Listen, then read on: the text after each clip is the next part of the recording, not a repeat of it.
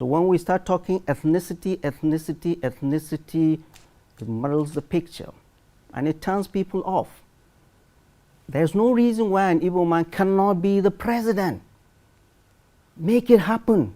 Peter Obi on the political scene was a positive.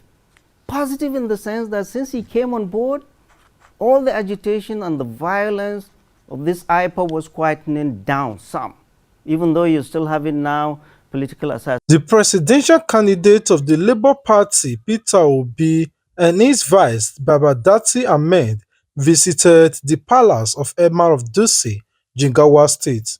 Straight from the town hall meeting, Peter Obi paid a visit to the Emir of Dutse Palace where they poured praises on his integrity, competence, saying Nigeria needs someone like him at this point in time. Details in the video. We are behind you. We are going to vote for you against her. Yala, Kachi na Hawati, Koyaji, Nomado Delta, Koyaji, Komende Olivia, Koyaji, Saboka, have been accepted. Yala, your message have been accepted to the masses people. Yala, Saboka Olivia, Libya, Libya Masawa, Libya Humanity, Libya Kamaragata, Libya Solagasereganesi. Let me have a Pasawa, the Peter Obi, my deputy, my chairman party, Labour Party chairman, Yala, Allah Sagawa Lafia, chairman, Labour Party, Allah Kabila Munka, Kunjana Kasa, Zahugana Kasa, Kulakahini Kasa, Muna Muna Sado, Kumadam Gweban Alada, Dawa Talakas name for life. Mune internal press and external. Nakasana, Talakawa, that was like the job of where they go. Well, just a few days after Peter Obi and his running mates, Babadati Ahmed, together with their entourage, were received so much warmth and pleasantries at the palace of Emir of Dutse as part of their presidential campaign. The Emir passed away few days later at the age of 79. Conspiracy behind his death is still unknown. Many assume it is because he endorsed Peter Obi, while few of us assumed it's just coincidence. But the cause of his death is still not known at the time of this report. However, the Labour Party flag bearer Peter Obi expressed their deepest condolences to the government and people of Jigawa State and the entire Dutse Emirate on his gargantuan loss, and said we will always hold on in reverence the time we spent in his presence as we listened to the supplications, prayer, and words of advice from the late Emir Sanisu and other Emirate officials. Little did we know of what has been divinely decreed.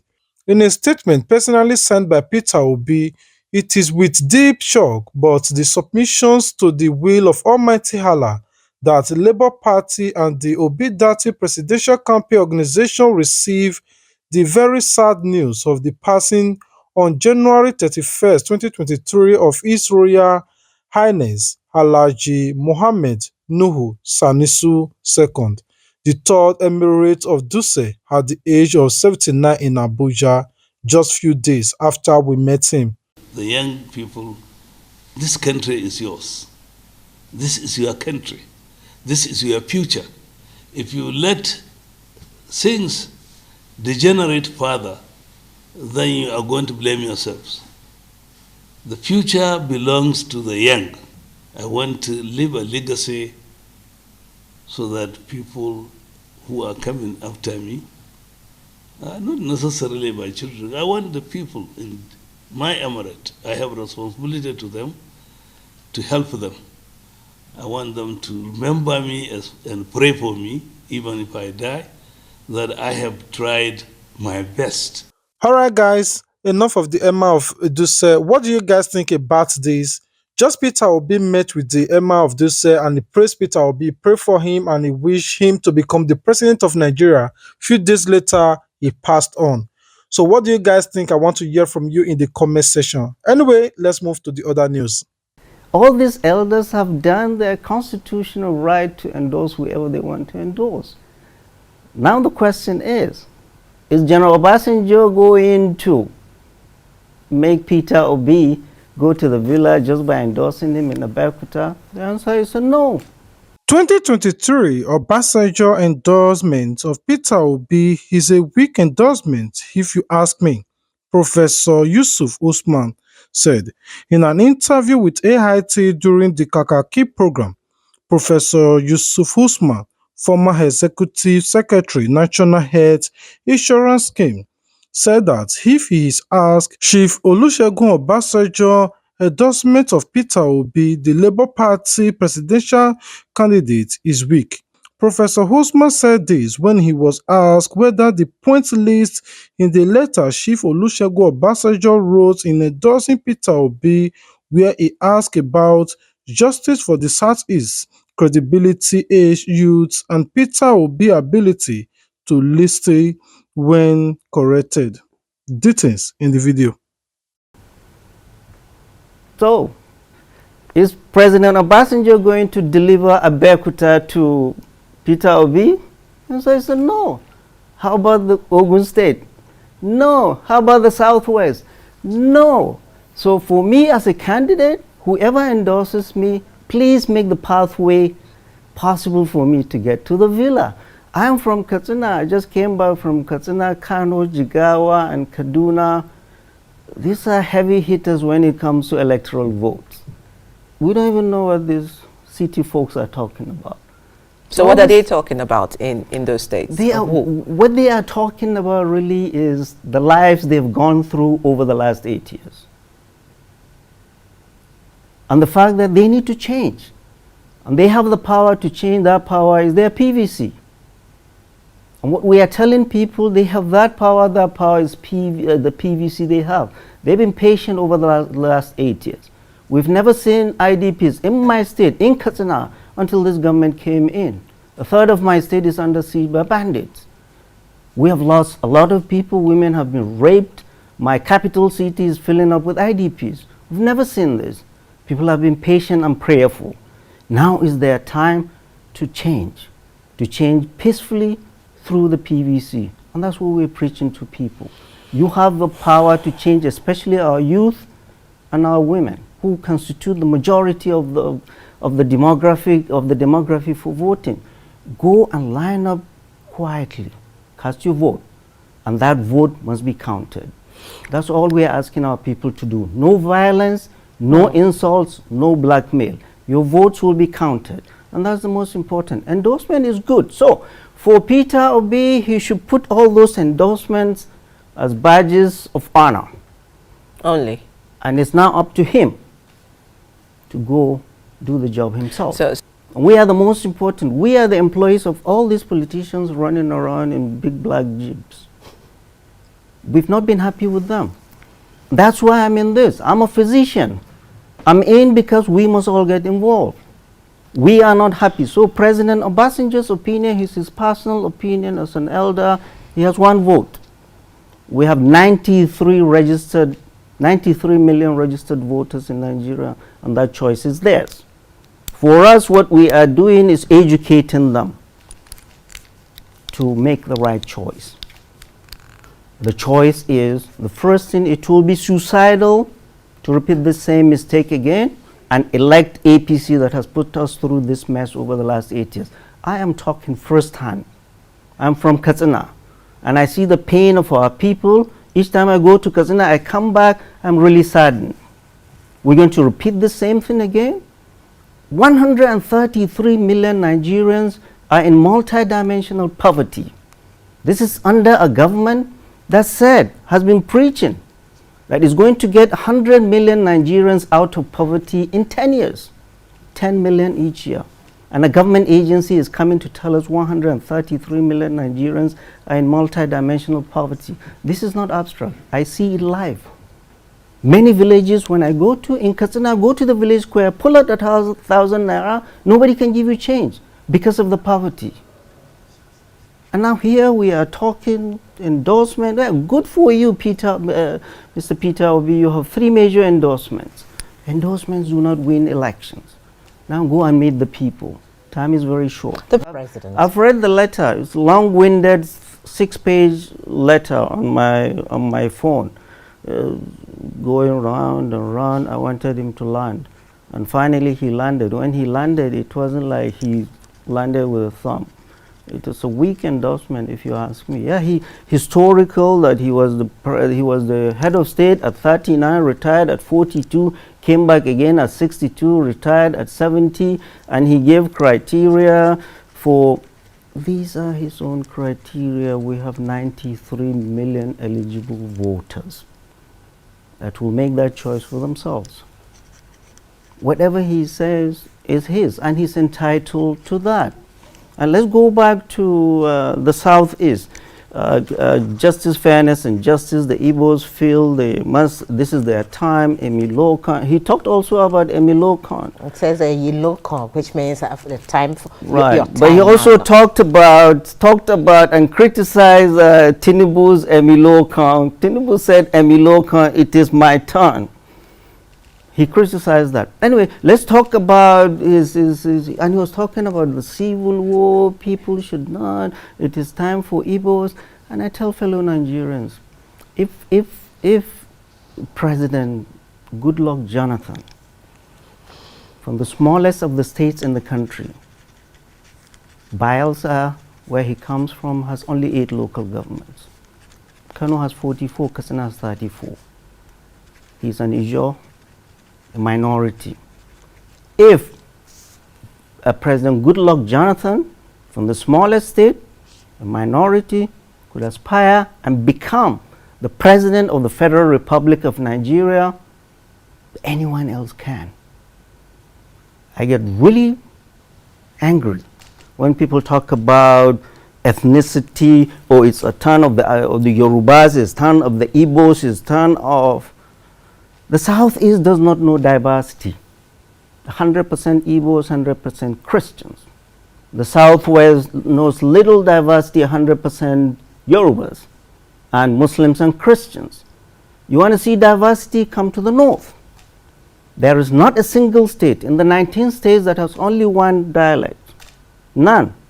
Or there are only one religion. Kaduna State alone has 53 dialects. We talk about Plateau, 40. We talk about Taraba. We talk about Borno. We know diversity. We've lived with people of different ethnic groups and different religions. None of this. Jukuns will say, oh, it's our turn. Nupes will say it's our turn. Hausas will say it's our turn. The first leader of this country, the late Prime Minister Tafawa Balewa, was neither Hausa nor Fulani. The first military head of state before the Civil War, General Yakubu Gowon, was a Christian, a northerner. So when we start talking ethnicity,